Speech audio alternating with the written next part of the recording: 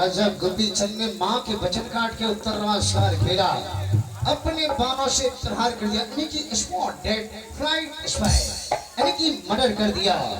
सास और बहन मिल गए, विधवा चुकी है। विधवा की वियोग में राजा गोपी चंद को श्राप से श्रापित कर दिया है। उस श्राप से मुक्ति पाने के लिए बाबा गुरु गोरखनाथ के अनुसार 4 झील से मरते भरना भिक्षा मांगना पड़ेगा गांव समाज में। उसके बाद और श्राप से मुक्ति पाएंगे।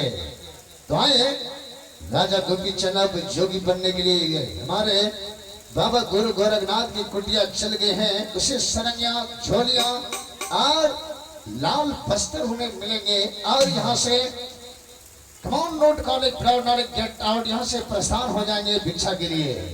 तो आए बीच में वैसे तो हमारे गृहपति का गाना स्वर डांस का फरमाइश नहीं है, लेकिन हिंदी गाना